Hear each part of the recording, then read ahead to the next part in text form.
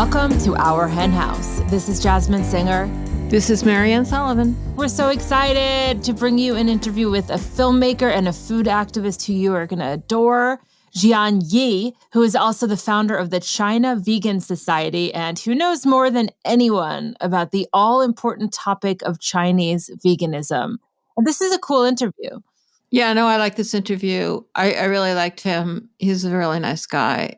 It becomes clear occasionally as I was talking to him, everything in China is just so much bigger than it is everywhere else. It's just so crucially important that all of this activism is taking place in China because it's just so many people.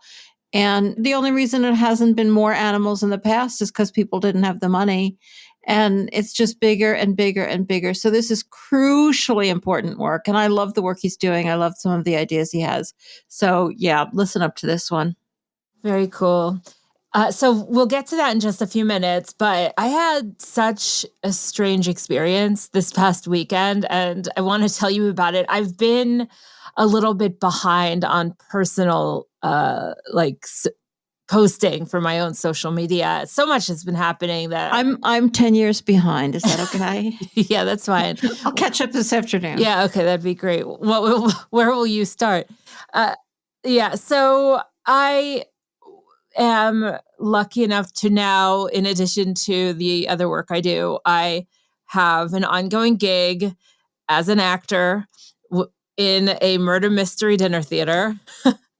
And so if you want to see one of the it, oddest careers on the face of the earth. But it's honestly exactly what I wanted to do when I was a kid, except, maybe there are a few specifics that I didn't know about then. But it is kind of exactly what I wanted to do. Couldn't you just, if you really want to do this, can't you just go to dinner with people and pretend to be somebody else? Oh. Does it have to be in the theater? Will they pay me for doing that? You have to get paid. So right. I host Weekend Edition for WXXI, and now I was like, well, I work on the weekends anyway. I might as well audition for this because it's on Saturday nights. And I got in, and so there's not that much I can tell you because I'm not allowed to talk about it too much, but I will say that I started as just, pretending I'm a person in the audience, going to dinner, down to waiting online to get in and checking in under a false name and sitting down. People just think I'm one of them until they realize I'm not. And so one of the things that happened is when you're checking in, you get a little ticket with your meal on it. Because in advance of the event, you have to sign up for your meal, and there's a vegan meal. So obviously I signed up for the vegan meal, and I have this little ticket. I'm kind of shocked that there's a vegan meal. I mean, that's kind of cool. Yeah, because it's at a hotel. Is it bad? Well, it tastes like conference food. I mean, it's like basically a plate of vegetables seasoned with salt and pepper and maybe a little olive oil, and that's it. Were the other dinners just also kind of like wedding food? Yeah, basically. And then the dessert, they gave me a fruit salad. Honestly, I kind of liked it, but I don't like it for advocacy purposes. As a vegan out there eating vegan food, it looks like that's what vegans eat. But for me personally, I like eating vegetables and fruit. But next time I'll just bring some air fried tofu and just throw it on there.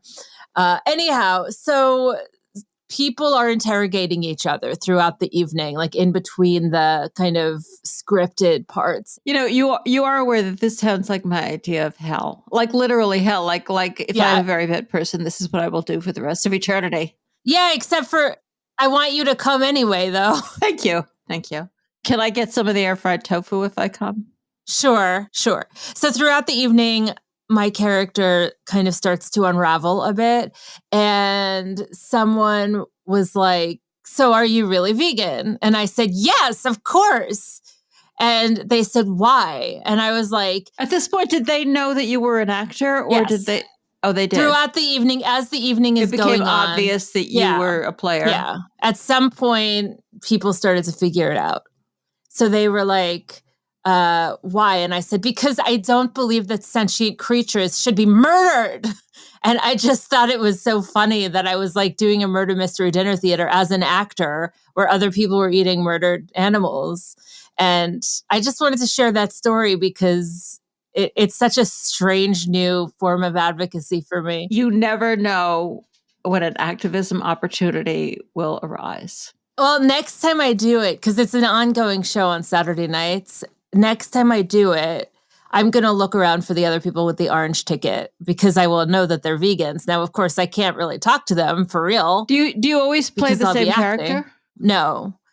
We all rotate, and I also, you sign up for the shows you can do. There's more than enough people. There's like 7 people in the cast, and there's more than enough people to fill the roles. So when I got in, I signed up for like the first few months of which Saturday nights I could do.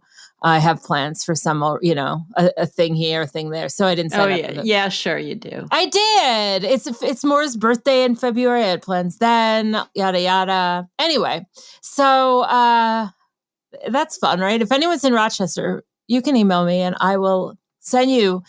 Apparently, it's always sold out. Well, and it's also really expensive, right? Yeah, it's $70 a ticket. For a wedding dinner. Well, no, I mean, it's a show. Like, it's anyway. Right. Well, that's true. I mean, just because I would find the show part of it painful doesn't mean everybody else would. Yeah, true. Like, I don't mind watching a show. I just don't like the whole interactive thing. I don't like to participate in any way. I know. You hate it. It's your hell. It is funny to me, by the way, that podcasting is like completely different for you than talking to people in real life. Like, it's almost like you just think it's us. It's not like I can't, like, let's not make me sound completely insane. I do talk to people in real life. Should I mention the paper bag you have over your head when you do it? Or yeah. Okay. Yeah. So we had a couple articles to chat about today that you found. One is from the Daily Cause, and it is about something that we've talked about before. And it's about Zoe Rosenberg. Do you want to tell people about this article? It's not stuff that people don't know. I just thought it was cool that she wrote an article. I'm glad she got it published on the Daily Cause. I'm being forced to wear a GPS ankle monitor because I rescued a duck. Actually, I'm not sure I did know before I read this that she was wearing an ankle monitor. I did know about her arrest, and I did know that she's facing like unbelievable charges. I think if you put them all together and she actually got the maximum sentence on everything, she'd be in prison for 20 years. And basically what she did was rescue a duck. The particular duck she's talking about here is named River. And she found him while she was doing, a undercover operation at Reichardt Duck Farm. And he was really sick. He was stuck on his back. I mean, you see this a lot in the pictures of the ducks in these rescues. There's a lot of them, when they go down on their backs. At least River had an infection, which was probably in his brain, and it causes him a lot of balance issues. So even when she tried to, help him stand up, he couldn't. He wasn't on his back just because he had fallen. He was unable to stand up. And so she rescued him, and, they didn't shy away from announcing it. They didn't just steal into the dead of night with these ducks, which they easily could have done. They tried to get the authorities to do something about the cruelty, because River was obviously not the only duck who was suffering horrifically, and were unable, and instead they got arrested and, are facing unbelievable charges in Sonoma County, which, has become a centerpiece of animal cruelty and the defense of animal cruelty. In addition to the ankle monitor, and she's not allowed to leave the county. Like, why can't she leave the county? I mean, it's obvious why they're doing the ankle monitor. I mean, obviously they don't want her to do this again. And also it's just the humiliation and the burden of it. But also they ordered her from possessing chickens, ducks, and other fowl. She runs a chicken rescue. The article doesn't make clear how that exactly works. But, it's just good to hear from her. But I think the rest of us all seem to be far more terrified of what's going to happen to Zoe than Zoe does. She's incredibly brave. Yeah. I follow her on Instagram, so I did know about the ankle bracelet. And I have to say, just to what you just said about her being brave, I mean, she's unflappable. Yeah, no, she really is like nobody else. Yeah, she really is like nobody else. And when you were the one who first told me that this happened, and I mean, it took my breath away. I'm so upset. Like, I'm starting to tear up now because I'm just so upset about it. But thankfully, she's taking every opportunity to get media about it. And good on you, Zoe. She's one badass. Though, like I said, this should be in the New York Times. Yeah, totally. And there's another article that is super interesting. So total pivot here. This is from Eater. And the headline is New York City will soon be home to 15 robot-run vegetarian restaurants from Chipotle's founder. I think this is so fascinating because to me, it's just complete and total proof that the future is in plant-based eating.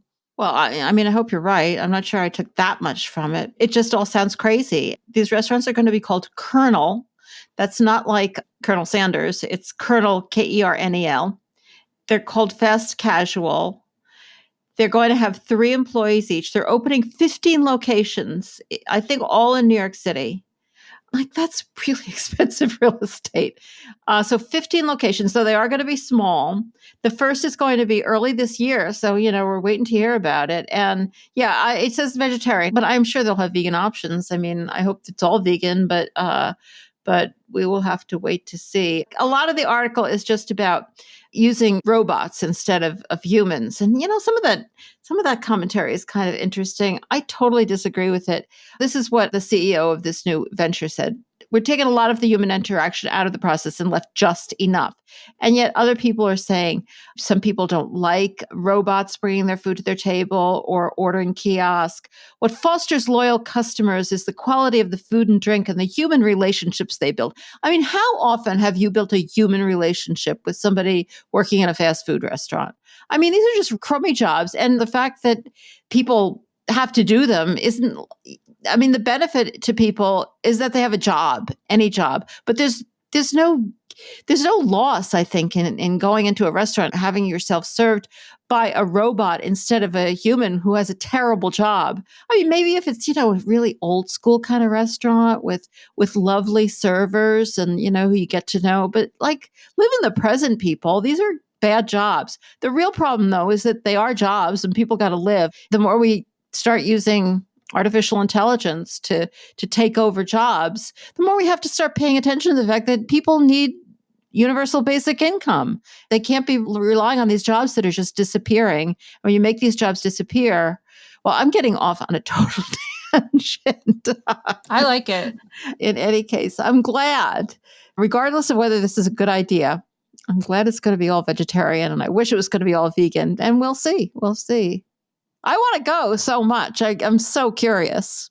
Let me ask you something. So I feel like I'm incredibly ignorant about this particular discussion. I just want that to be the huge caveat because I think that I'm going to get emails from people educating me, which is fine. Just be nice. Anyhow, when we hear about robots taking over, like I know a lot of people, their first thought is, well, then you're putting people out of work. And I have this kind of probably ignorant perspective that, well, that will create other jobs. There will always be other jobs. I think it's a very privileged perspective that I have. As you noted earlier, I have a unique career myself. But like, it doesn't upset me when I see things pointing to the future having like robot waiters, for example. It reminds me of when people say, what are you going to do when we no longer have meat? Which, I would love that moment to happen. But it's not like farmers just grow animals. We need farmers to live and to eat. So do you think that I'm being ridiculous right now? Or like, what are your thoughts on this? I think it is different. I mean, we have to eat. So there will always be other food. It's true. We don't have to have people like survive and have a decent income. Like, that's not a necessity for the rest of us. I don't know what will happen to people. Obviously, people need to like be able to live, and they should be allowed to live like prosperously. And I'm not sure there will always be other jobs. A lot of the jobs that are being taken, they're jobs for people. I mean, even though some people may have good education and good skills, they're jobs that can be done by people who don't have those things. And you can't just like lose your job at a fast food restaurant and necessarily be eligible to take a more sophisticated job. I mean, people have to be trained. People have to have skills. I think there is always going to be work to be done because care.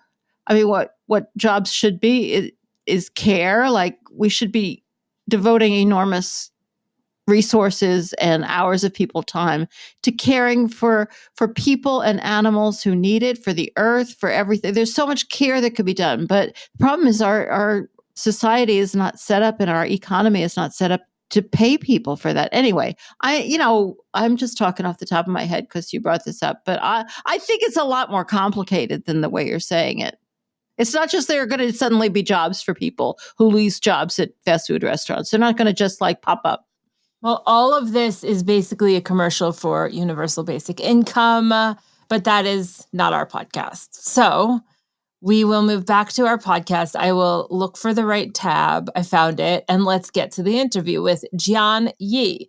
Jian Yi is an independent filmmaker and food activist. He is currently a visiting fellow at Harvard Law School's Animal Law and Policy program and is the founder and president of Good Food Fund, a leading initiative in China's food systems transformation, as well as the founder in 2021 of the China Vegan Society.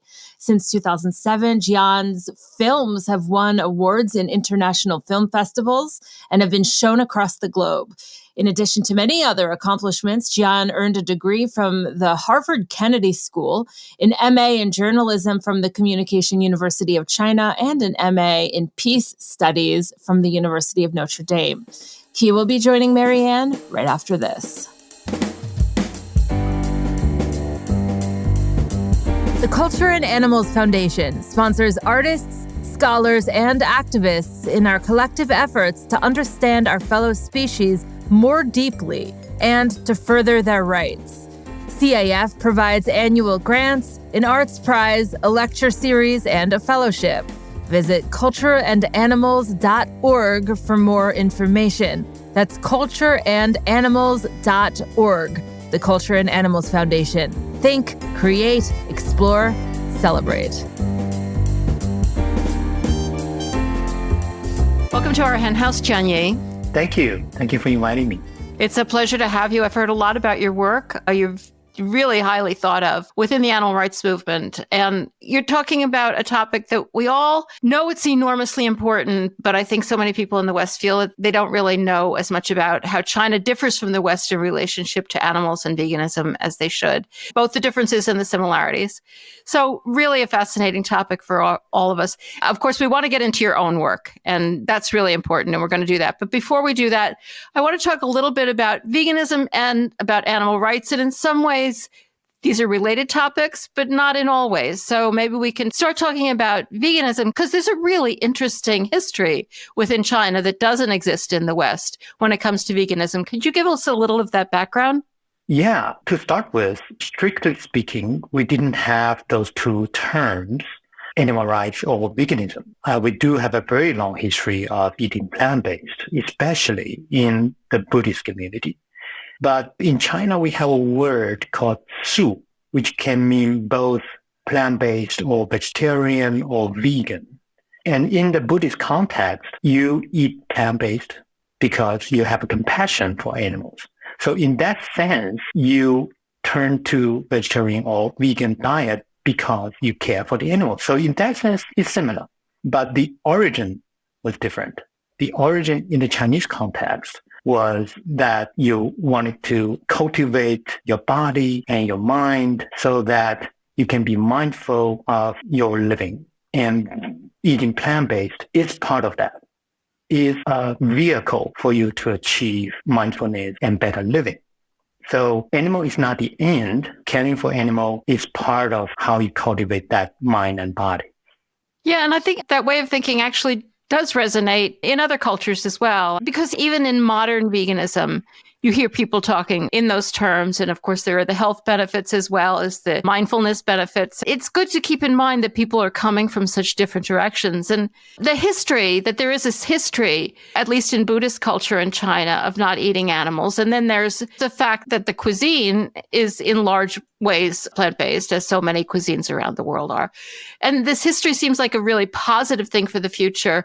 I've had people tell me that there are drawbacks to it as well, because not eating animals is sort of seen as a very old-fashioned kind of thing. Not a bad thing necessarily, but just kind of part of the past. Is that true? That's right. That's right. So we did have that amazing legacy from our ancestors that we have so many amazing ways to prepare vegetables and mushrooms and fungi. So we have really amazing dietary culture around eating plant-based. But there are a few things that we need to bear in mind when we look at modern China. Number one, plant-based eating has been a long time being associated with Buddhist cultivation. So on one hand, there's a historical legacy. On the other hand, it's historical baggage because people tend to associate that with religion. Although many Buddhists don't think this is a very religious practice, but in many ways, it has been very strictly associated with Buddhism. And number two, I think one of the most important reasons our ancestors and people in other cultures have been mostly eating plant-based predominantly is that our ancestors knew that our natural resources were finite. So you should use the most precious agricultural resources like your land, your water, and other things, and your energy, your time to feeding humans rather than feeding animals and then using animals to feed humans. Right? Of course, as we know now, it's a very inefficient way of feeding the population. So that's why I think in most cultures, we were predominantly plant-based traditionally.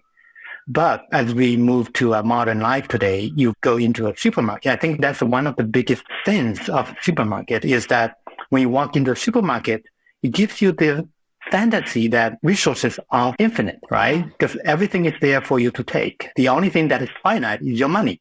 So you walk into the supermarket and you think everything is infinite.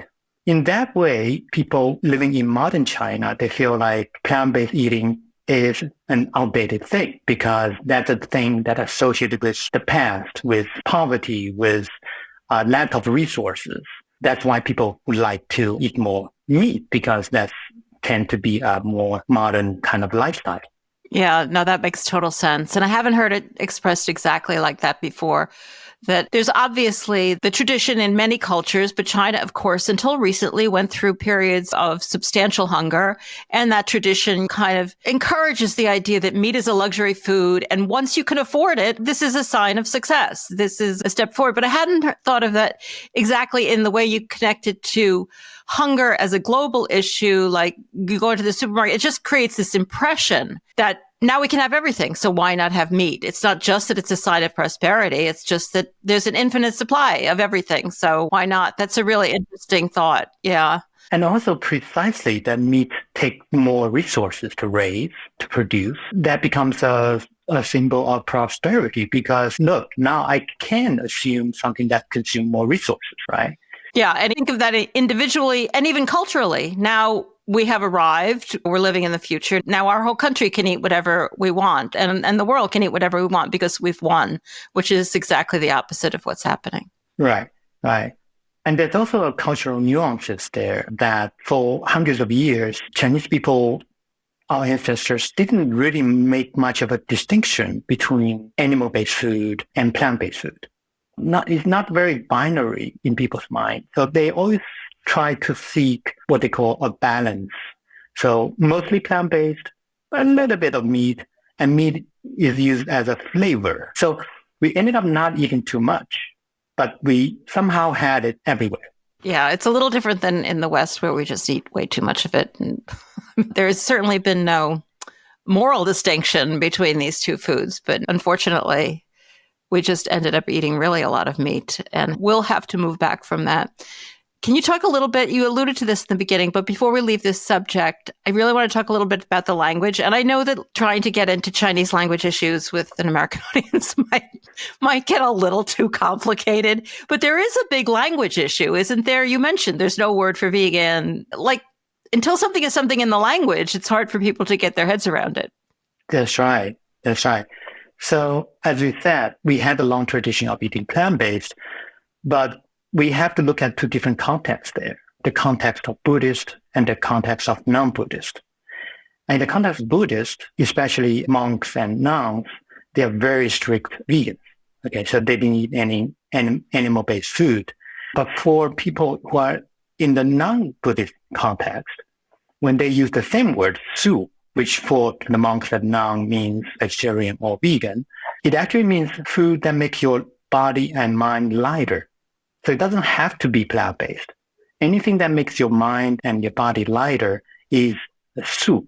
And that's the only word we have that is closest to the meaning of plant-based or vegan or vegetarian food.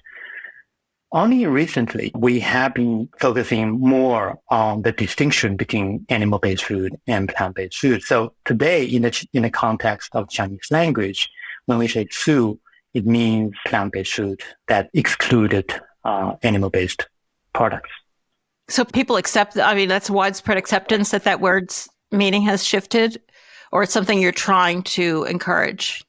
Gradually, there's a gradual process. So actually starting from 100 years ago, some of the most notable revolutionary figures like Dr. Sun Yat-sen, the founding father of the Chinese nation, he himself was actually an advocate for vegetarian diets for the Chinese population because he thought that it will make the Chinese nation great because with that compassion, with that healthy diet, it would be a great nation. Since then, the concept of focusing on plant-based part of the soup, so it's not just making your heart and mind lighter, but it's also bringing in that compassion, that health aspect to it. Interesting. And I had not realized that Sun Yat-sen was such an early, really kind of a founder of modern veganism within China. Would that make sense? He was. There was this amazing Hong Kong University-based historian, Angela Liang. She actually wrote a very good article about that in the 1910s, how Dr. Sun Yat-sen and his fellow revolutionaries, they were advocating for vegetarian China. And he was a big fan of tofu. He was very particularly proud of tofu. Him and me. Like tofu is the mirror. I love tofu so much. I can't understand like there are some people who don't like it. It's just my favorite food. Count me in, yeah, for that. In one way, China is so far ahead of everybody else when it comes to veganism because of the tofu. So that kind of brings us up to the present. What about now? Is there this link between veganism and animal protection, or is veganism more focused on this kind of general purity concept or the whole environmental and health concerns? What are the motivations behind people either going vegan, but even if not going vegan, thinking about eating vegan food and thinking of that in a positive way? And maybe I shouldn't use the word vegan, but it's the only word I've got. I know. We actually came up with a Chinese caricature, which we think is a perfect word to be used for vegan in the Chinese context. So what we did was a few years ago, we had an online contest and we had an open call inviting people to send in one Chinese caricature, which they think best represents veganism. Only one character. And so we had about 10,000 people participating. Wow. And we ended up having about a few hundred candidate characters. And we chose one of them. And that character hadn't been used for centuries. So it's like an obsolete word.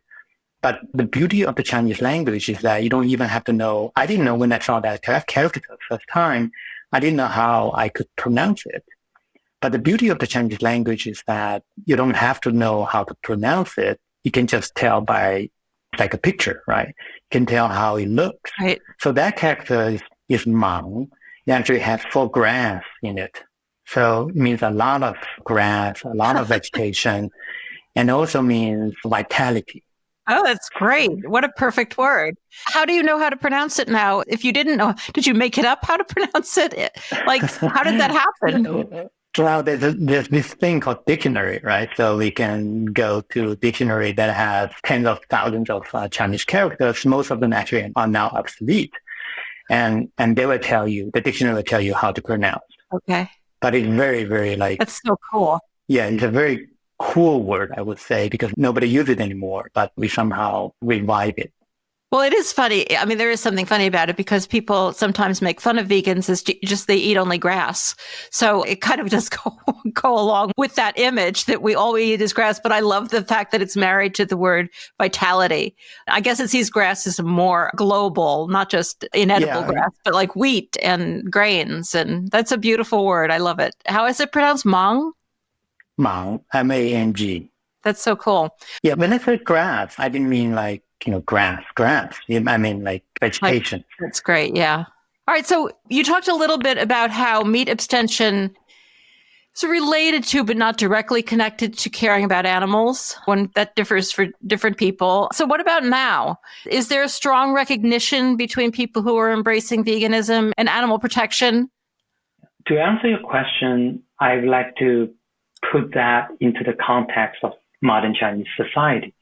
Today, people who are advocating for veganism in China and people who are advocating against it, they are actually fighting for the Chinese-ness of what they are advocating for or against.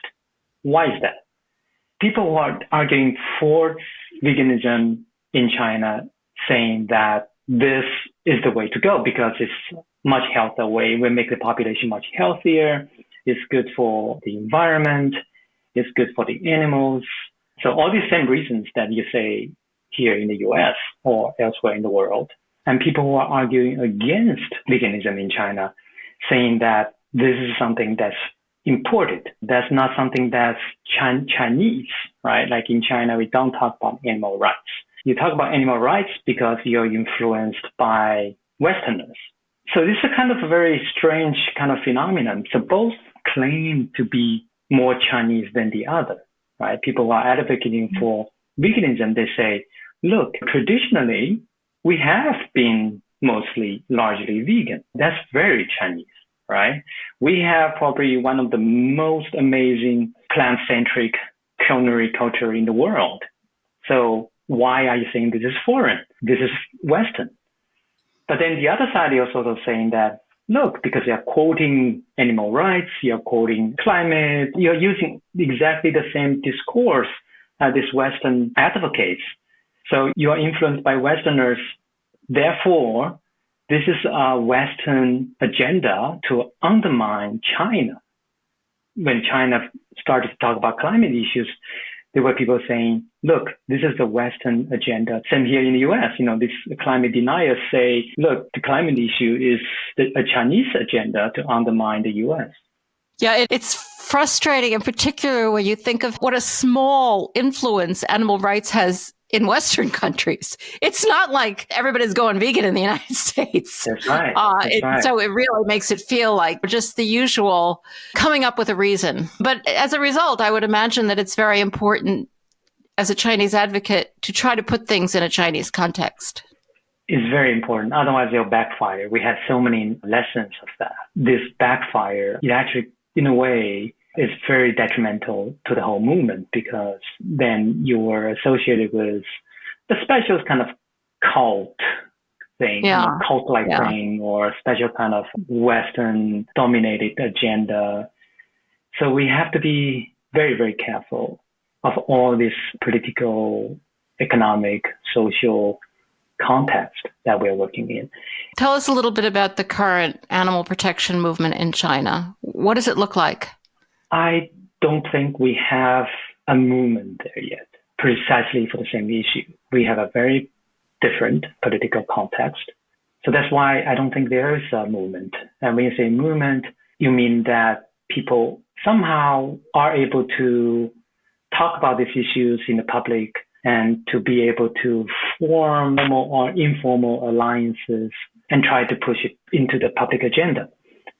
I don't think that is happening in China. Mm-hmm. There are fragmented things happening. For example, there were people trying to protect wildlife, people trying to work on companion animals. There are people like us who try to advocate for more plant-based and reducing animal-based food. But I don't think there is something that you can call movement at the moment. But I've always said that no matter where you go in the world, no matter where you drop down in the world, you will find some people who care about animals. It's not everybody by any means, but it's not cultural. I mean, this feeling of they matter, that they're important and that they matter and that we should be kind to them. So I'm just going to go back to one thing, like you said, that rights are a difficult topic to talk about. But with animals, it's not really just rights, is it? It's also compassion. Is it easier to talk about compassion for animals than it is to talk about it as a political issue? Yeah, if you can somehow connect that to Chinese traditional thoughts, if you could try to connect that to, for example, Taoism or Buddhism or Confucianism, then you can more publicly talk about that. Yeah, and I think that caring about animals and seeing it as a global issue, this is such an important fact that it can't be imported. But these traditions, I think, exist everywhere in some way. I really do. Oh, sure. I mean, that's human nature, right? I mean, I have a 9-year-old. He loves animals, right? He grew up loving animals. I can't forget the first time he saw a living animal. I think he was like 2 years old or something. His eyes was like, wow. You almost feel like he saw a fairy or something. Yeah. It's like, think about that as a baby, when you first see a living animal, like something that moves, right? Something that has eyes, somehow has something that's like, somehow kind of a spirit like you, right? It's not just like a table or a desk or a toy, right? There's something there that connects us as living beings, as sentient beings. And I think babies, they can sense that, right? They're much more sensible than we thought they are. And we can feel that. They're much more sensible than adults, by and large. Yeah. And it's why you look at any children's literature, it's all full of animals, because the animals are just so important in their consciousness. But unfortunately, some of the children's literature, they're terrible. I can give you an example. When my son was 3 years old, I found this actually U.S. published children's book talking about this little pig. He wakes up in the morning with his father. They go to the supermarket to buy groceries. And what they did, they buy pork. Oh my God. They buy beef. They buy chicken. Like what? Like how can pigs buy pork? Yeah, I don't want to go too far down that road into one of my topics that drives me crazy. I think that I alluded to children's literature because I do think animals are used within children's literature to try to connect with children. But then it's so often that the animals in children's literature are not real. It's kind of a way to enculturate children to something, because they're like people. I mean, they act like people and they're just substitutes for people. So there's something going on there, but I've never seen that one. That's particularly horrifying. So what do Western animal advocates get wrong about China? Should Western animal advocates just stay out of China and not try to affect the outcomes at all? Maybe except for products, or even products might be problematic. I would say yes, unfortunately. I mean, the food systems here, there's so many issues, right? And the food here largely is so unhealthy. But what I really like about this country is that there's so many people who are so passionate and so professional, and they're working to change the status quo. So there's so many people in this country that I look up to. But when we talk about China and influence in China, I would say let the Chinese people figure out themselves. I don't think criticism from outside China would help at all, because then people in China would just become more and more defensive. And they were also right saying, look, in the US, your per capita consumption of meat is much higher, right? And your factory farming is terrible as well. So why, Yeah, I can see how a lot of efforts would have the potential to backfire. I would say that most people in the West don't really know about how bad factory farming is, mostly because they don't want to know and they close their eyes to it. But still, they are somewhat blind to it. Would you say the same is true in China, that the average person who's not at all involved in farming, or the average person who lives in a city, is kind of unaware of how ugly factory farming is and is becoming in China? That's true. Like everywhere else. How many people have seen a real pig in their life, right? If you count that, we have many more farmed animals in terms of numbers than companion animals, right? Dogs and cats. But when you walk out of your door, most likely you will see a dog somewhere on the street, but you never see a pig. Where are they? You never see a chicken. Where are they? So these animals are actually hidden from us, and people just don't have any idea what kind of a life. I hate to use the word life because they don't have a life. Yeah.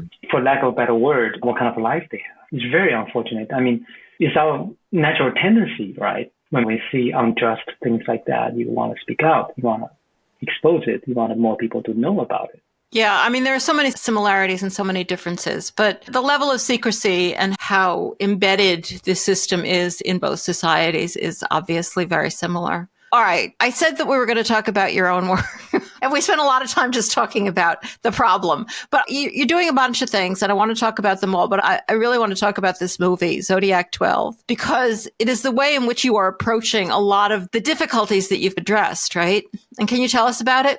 Yeah, so I became aware of this issue in 2009 when I went vegetarian. I went vegetarian because I saw a friend who is vegetarian. He lives a very mindful life, and I somehow felt like maybe I should try that. So my wife and I, we started going vegetarian. And then I made a short documentary called What's for Dinner.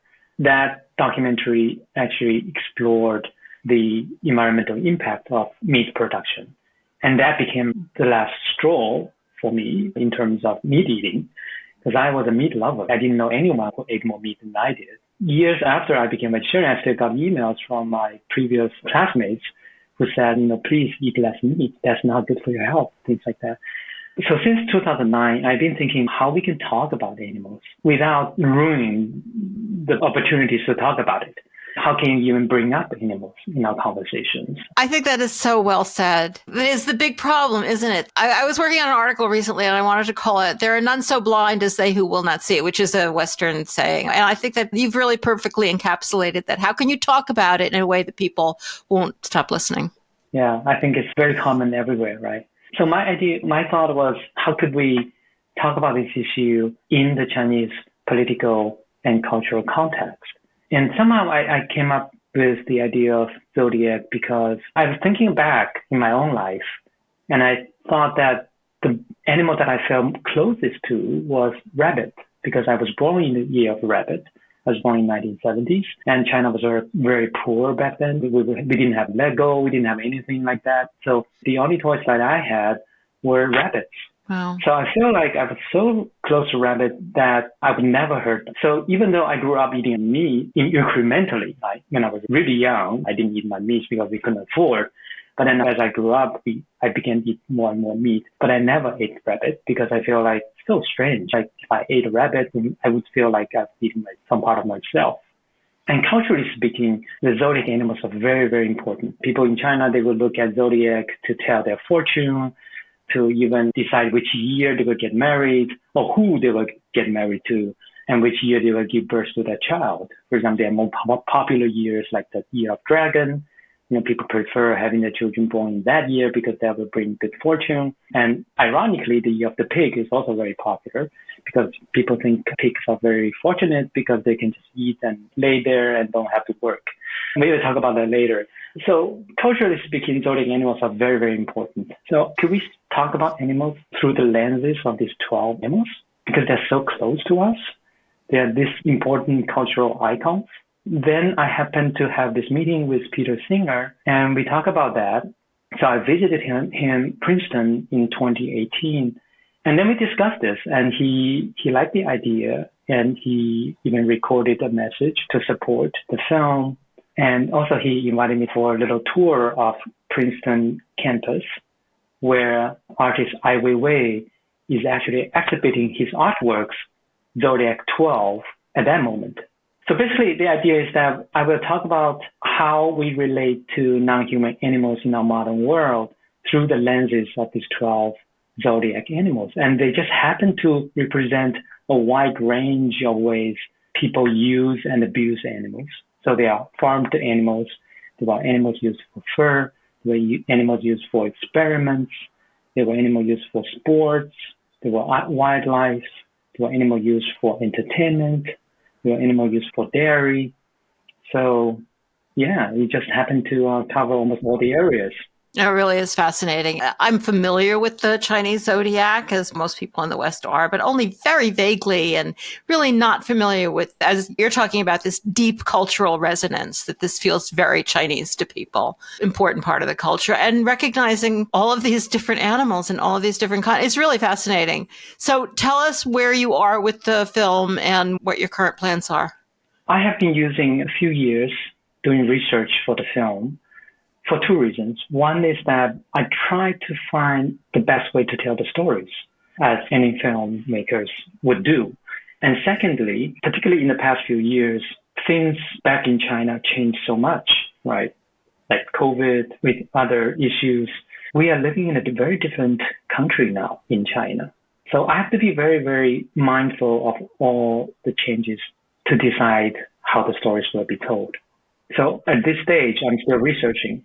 It sounds very complex. And then there are the complexities. Whenever you're making a movie about what's happening to animals, you have to find that line between showing people what the truth is and giving them more information than they can manage, and they just don't want to watch it. So many things are happening to animals that are so horrible that, as we all know, people just shut down if you tell them about it. And showing them is even worse. So there are the political complexities, and then there are the emotional complexities of making a movie like that. But I think it's just a brilliant idea. I also want to talk about the other work that you're doing. You also have the Good Food Fund and the China Vegan Society. Sounds like they're doing really important work. Can you tell us about the ethos of both of them? I will say one more thing about Zodiac 12, and then I'll talk about Good Food Fund.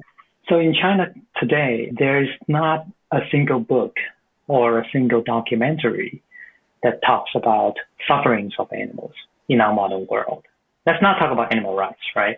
Let's talk about animal suffering. Then you can probably make your own conclusion whether you support animal rights, whether you support animal welfare, whether you support that we should stop abusing animals. Exactly. So there's not a single book or film that talk about this issue. So I hope that by making Zodiac 12, I would fill that vacuum, that at least we can find a way to engage people to talk about animal sufferings. And that should be the start of any positive change that could happen, right? If you can't even talk about the issue, how can you expect positive change could happen? Yeah. Yeah, that's an excellent point. And it's also a subject about which people are very happy not to know anything. So if there's nobody talking about it, you're not going to have a lot of people saying, please let me know what's really happening to animals. It has to happen as a result of somebody's intent. So I'm really, really happy to hear that you're working on it. I really hope it comes to fruition. But let's go back to the question I had asked you about what actually is going on and probably some plans for the future with both the Good Food Fund and the China Vegan Society. Yes.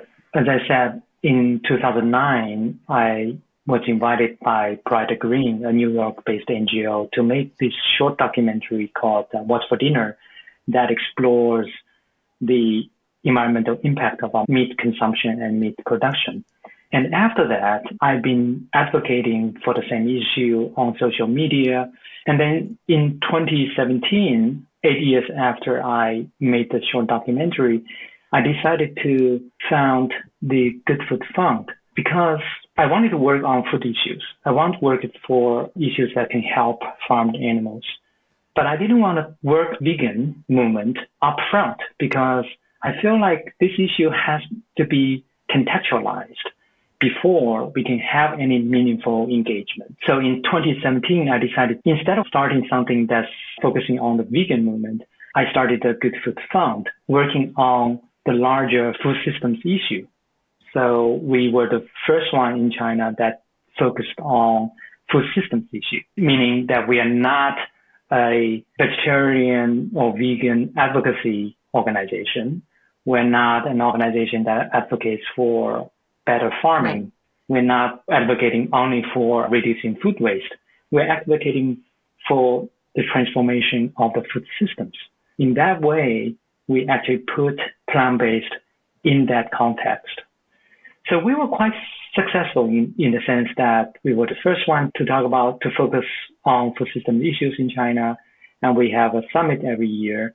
And this year we just finished our 7th edition, which was also virtual. We have had the summit virtual since the outbreak of COVID-19. So this year we also had it virtual, and we had about 450,000 views of our live stream. Wow. So that's our annual summit. So our annual summit is a way for food systems activists to get together every year to talk about the issues. And we also, every year we publish a Good Food Report, which we collect the best practices in Chinese food systems, which include people or organizations who promote plant-based diet, who promote animal welfare, and of course, who try to reduce food waste and improve our farming practices. So we have that annual highlight, but we also have been building what we call Good Food China Action Hub, trying to break silos and bring everyone together. So the Good Food Summit is this annual highlight that happens once a year. But then during the year, we have the Good Food Action Hub that engages everyone year round. And of course, we have particular subjects like the Mama's Kitchen Project, which we won Rockefeller Foundation's 2050 Vision Prize, which is one of the most prestigious global prize on food systems. So we were the only one who won the prize from East Asia. Here in the US, Dan Barber's, Stone Barns, and Blue Hill, they also won the same award. So that's Good Food Fund.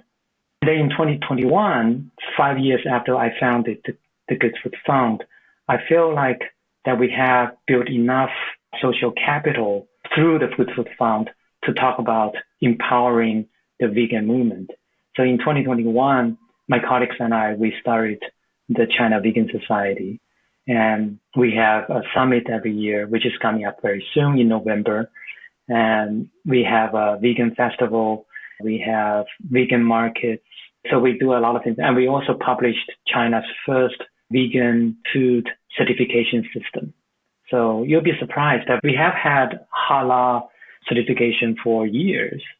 But with this amazing vegetarian and vegan tradition, China has never had a vegan food certification system until we published it last year. Wow, it's really exciting work. It shows how long it can take to make these kind of changes, but they are happening. It always strikes me whenever you talk about anything going on in China, the numbers, like the numbers of people are just mind-blowing. It's easy to just think of it as another country, and it's not just another country. It is an enormous, enormous part of the world, and it's so important. And thank you so much for all you're doing and for telling us about it today on our Hen House. I really appreciate it. It's really fascinating.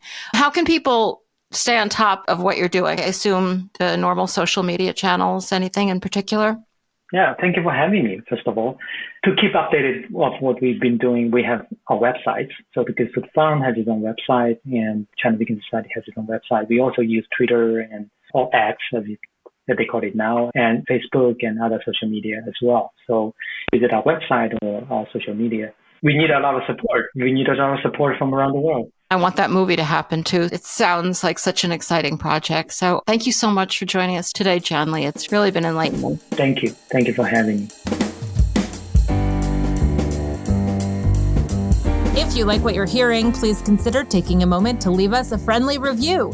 You can do that on Apple Podcasts or Spotify or Facebook, wherever you listen to podcasts, really, or wherever you're listening right now.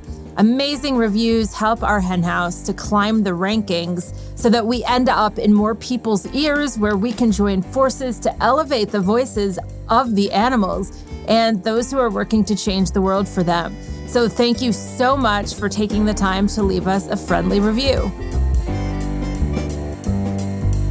Anxieties are rising.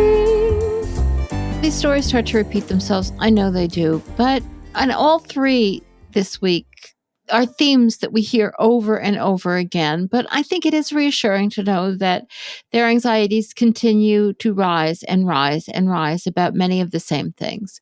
One of the things, obviously, that their anxieties are rising about, but are really haven't come to fruition yet, is cultured meat. It's because it's not really on the market yet, but it gets closer and closer. And, you know, they're trying to head it off at the pass in, as usual, the most inept ways possible. Thank God. All right. So we're talking about some laws. This is from Meat and Poultry, the site Meat and Poultry. Cultured meat faces challenges from state legislators. The first one is from Arizona. This is a doozy.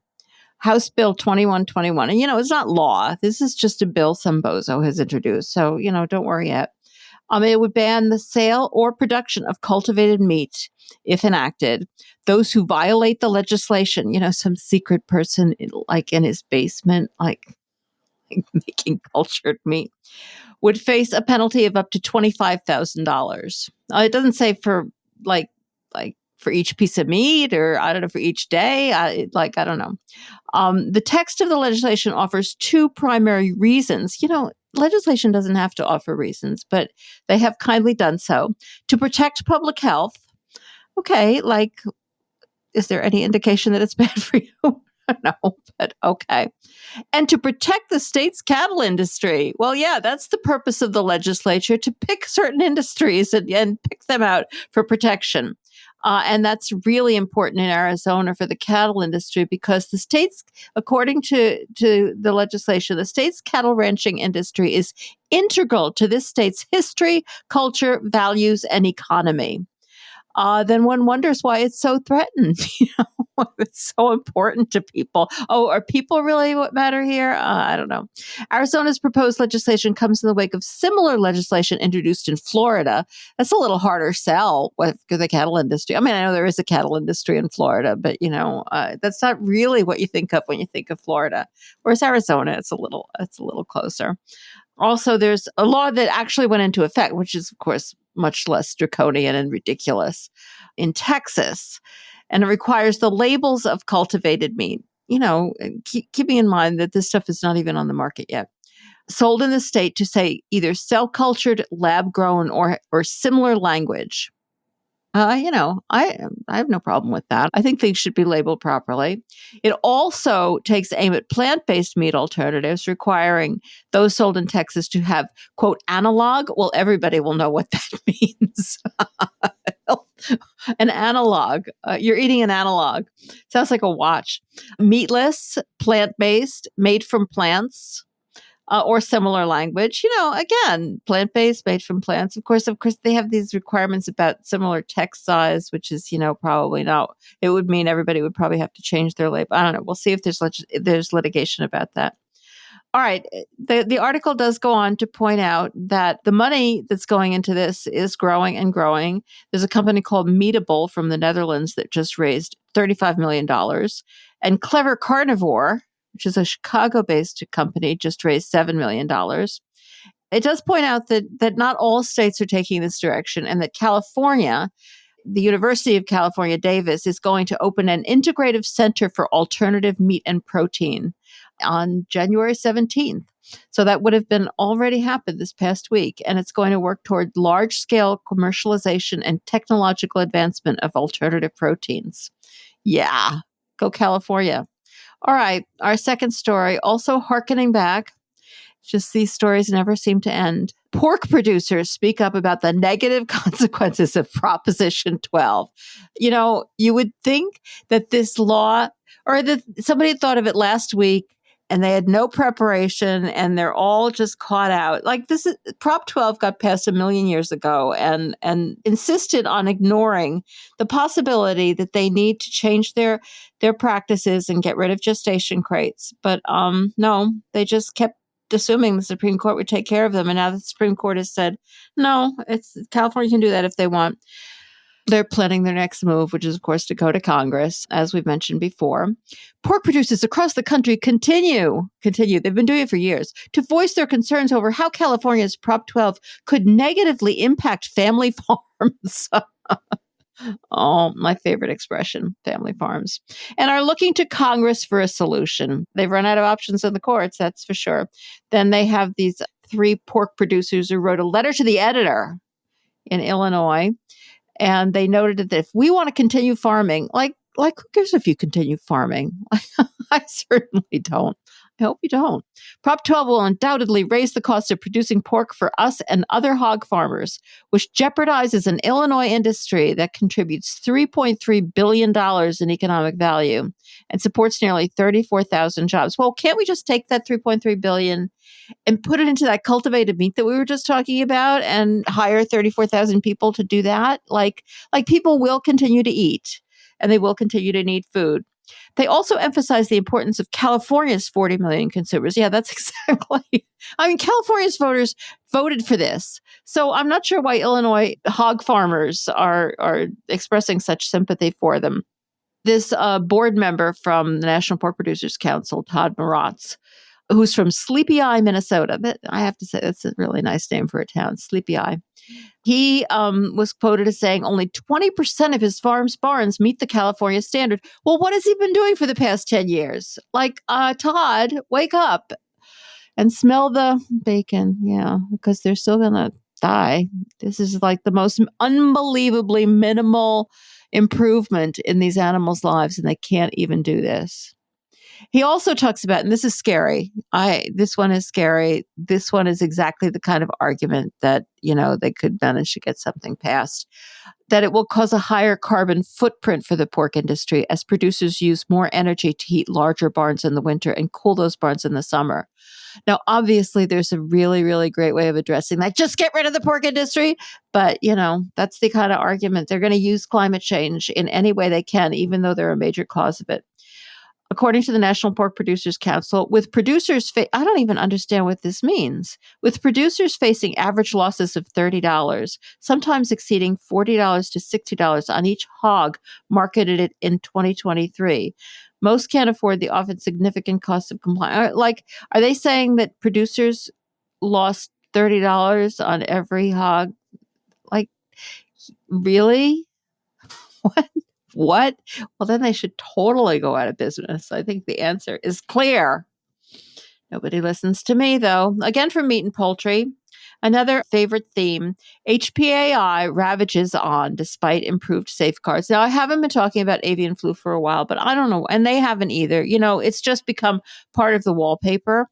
But I did want to, point out that it continues and, unbelievable consequences for these poor little birds. And as this article points out prominently, financial implications for the industry. That's all they care about. The recent upsurge in the number of cases of highly pathogenic avian influenza and the increasing number of hens euthanized has been concerning. Really concerning. And can we go back and talk about my favorite topic, and that is the use of the word euthanized? I'm going to read the definition of euthanasia from the Merriam-Webster dictionary. The act or practice of killing or permitting the death of hopelessly sick or injured individuals, such as persons or domestic animals, in a relatively painless way for reasons of mercy. The dictionary has not changed the definition, even though, all right, for a long time, euthanasia has been used for animals, not because they're hopelessly sick or injured, but because we don't want them around anymore. And that's been going on for a long time. And that has really, really bugged me. But it was used in the sense that particularly, this may not have always been true, but the implication that they were trying to convey through the use of this word was that it was done in a relatively painless way. So that part of the definition was what they were using the word for.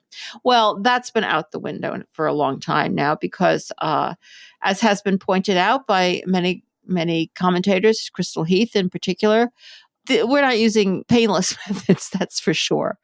The American Veterinary Medical Association has pretty much signed off on any way you can possibly get rid of these animals. Of course, they say this should only be used, in emergencies, and it should be done quickly and humanely. And they say that depopulation and euthanasia are not the same thing. And then they go on to say, well, if it's really, really bad and you have to get rid of these birds within 24 to 48 hours and halt virus production, which is probably the case in every single one of these cases. You can use ventilation shutdown, which is probably the cruelest method of ever killing anybody. So the definition of that word, why don't the dictionaries catch up to the fact that this word is widely used in ways that they are not using it for? They're not defining. Isn't that what dictionaries are supposed to do? It's just totally ignored. And they're allowed to use this word euthanasia, which implies, some sort of kindness. It is absolutely the most brutal. The only reason they're being killed is because, well, they're sick, but their sickness isn't incurable. It's just that nobody would bother to, try to cure them. Anyway, getting back to this article. All right, since the initial 2023 HPAI, that's highly pathogenic avian influenza, detection in commercial egg-laying flock was reported on November 3rd. So there's been a huge upsurge very recently, since November. There have been 16 cases in 5 states. All right, you might think, well, 16 birds, that's a shame. No, there's 16 cases. The number of birds is 12.9 million euthanized as of December 28. Euthanized. 12.9 million. Then it just goes on to talk about prices and supply and stuff I just could not care less about. The number of laying hens euthanized in December 2023 totaled about 7.8 million, more than double the number destroyed in December 2022. So things are getting actually worse, even though we don't hear about it nearly as much. And the article points out that wild birds spread it. Of course, the reason the wild birds get it is because it develops in these huge chicken houses, and then the wild birds get it. The wild birds get sick too, but they also spread it from one flock to a flock. I don't know, how dare I use that word, from one to the other. So it's doing double harm. They're creating this disease. They're spreading it amongst their own birds, and then it spreads to wild birds, and then the wild birds spread it to somewhere else. They don't talk about all of that, though. They just talk about the wild birds are basically the cause. But they do point out that the disease in many cases was also spread by people and trucks traveling between poultry operations, and say they've tried to fix that, but I'm sure they haven't. Since the first outbreak, which was on February 8th, 2022 through December 30th, 2023, we're talking 80 million birds of all species have been quote unquote euthanized due to HPAI. Get rid of this industry, okay? Just get rid of it. It's horrifying. And that's it for this week's Rising Anxieties.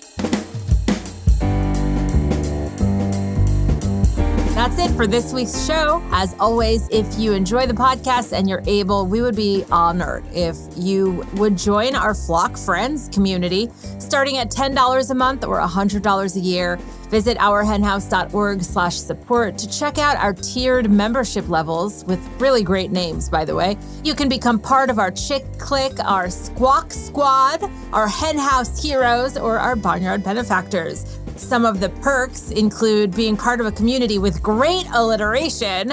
I'm kidding, but I'm also not kidding. But some of the real perks include weekly bonus content and, get this, monthly invitations to join Marianne and me for a live recording of an Our Henhouse podcast episode, followed by an opportunity to meet with the guest. And since Our Henhouse is a 501c3 nonprofit, your donation is fully tax deductible to the full extent of the law. Another great way to support us is to give us 5 stars on Spotify or wherever you listen to podcasts, or leave us a friendly review on Apple Podcasts or wherever you're listening. Also, like us on Facebook, where you can also leave us a review, or follow us on Twitter, Instagram, and TikTok at Our Henhouse. And of course, tell your friends about us. If you're one of our listeners who already supports us, thank you so much. And thank you to my co-host, Marianne Sullivan, to Vicky Beechler for her work in producing this podcast, and to composer Michael Herron for the music.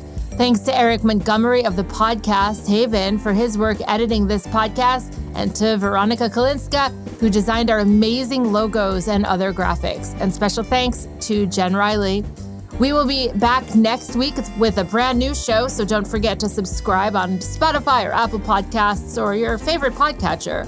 Thank you so much for your support, compassion, and for your dedication to animals. We'll talk to you again next week. Bye.